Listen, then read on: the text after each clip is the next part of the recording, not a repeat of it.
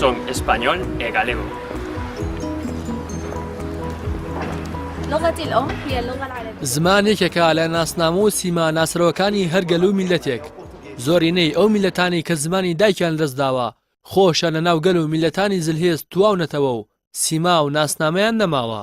یادی ڕۆژی جیهانی زمانی دایک لە هەرێمی کوردستان لە کاتێکدا دەکرێتەوە کە زمانی کوردی لە مەترسیدایە و پێچەوانەی گەل و میلەتانی جیهان و حکوومەت و حکومڕانانی وڵاتان بەگوێگرتن لە ڕاوێژکاری ناشارەزا و ناکارامە بڕیارەکانی حکوومەتی هەرێمی کوردستان زمانی کوردی بە هەموو شێوەزارەکانیەوە پەراوێز خستووە.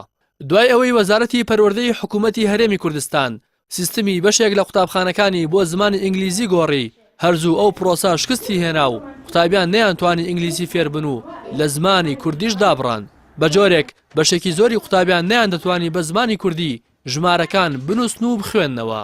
بۆ هۆیشەوە پرۆسەی بە ئینگلیزیکردنی سیستمی خوێندن شکستی هێنا و بە ئاشکرا مامۆستایان و کەسوکاری قوتابیان جاڕی مەرگی سیستمەکەیان ڕاگەیاند. بەڵام وەزیری پەروەردە لە دوای کۆبوونەوەی ئەنجومەنی وەزارەتەکەی لە 26 تشرینی دووەمی ساڵی ڕابردوو جەختی لەمانەوەی خوێندن بە سیستمی ئینگلیزی کردەوە و بە میدیاکانی ڕاگەیاند.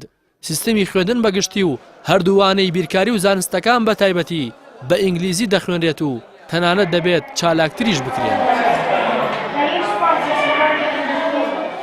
جەختکردنەوەکانی وەزارەتی پەروەردە بۆ بە ئینگلیزیکردنی خوێندنی حکومی هاوکاتە لەگەڵ بوونی سەدان قوتابخانی تایبەت کە سەرجەمیان سیستمی خوێندنیان بە زمانی کوردی نییە و وانەی کوردی وەکیەکێک لەوانە لاوەکی و ناسەرەکیەکان دەخوێنرێت. تەنانەت بەشێکی زۆری ئەو قوتابخانانە چالاکی و پێشبڕکیەکانیان لە بواری شعر و پەخشان و نووسین و وتار بە زمانی بیانی ئەنجام دەدەن. نەبوونی دەستگایەکی تایبەتمەند بە زمان بۆشایی گەورەی بۆ زمانی کوردی دروست کردووە. تا ئێستا لەسەر ستانداردێکی یەکگرتو زمانی کوردی بنیات نەنراوە و بۆ چوونی جیاواز لای نووسەران و لێکۆڵەرەوانی بواری زمان لەسەر چەندین وشە و زاراوە و ڕێنووسی کوردی هەیە. ئەمەش فرەشێوازی لە نووسینی نێو کتێب و ڕۆژنامە و گۆڤار و ماڵپەڕەکان هێناوەتە ئاراوە و هەرکەسە و بەپێی تێگەیشتنی خۆی دەنووسێت. تەنانەت یەکێک لە نووسەرە دیارەکانی هەرێمی کوردستان لە پێشەکی کتێبەکەیدا ئاماژەی بۆ کردووە بەهۆی ئەوەی تا ئێستا یەکلا نەکراوەتەوە کە کام وشانە بە دوو واو و کە ئەمانەش بە یەک واو دەنووسرێت ئەوە سەرجەمی ئەو وشانی واوی تێدایە لە کتێبەکەیدا بە یەک واو دەینووسێت تا بەرپرسان بە خۆیان دابێنەوە و دەستگایەکی تایبەتمەند بە زمانی کوردی دروست بکەن. لە بەشێکی زۆری وڵاتان دەستگایەکی تایبەتمەند تایبەت بە ناونانی ئەو کاڵاوشتومەکە بیانیانە بوونی هەیە کە تازە دروست دەکرێن.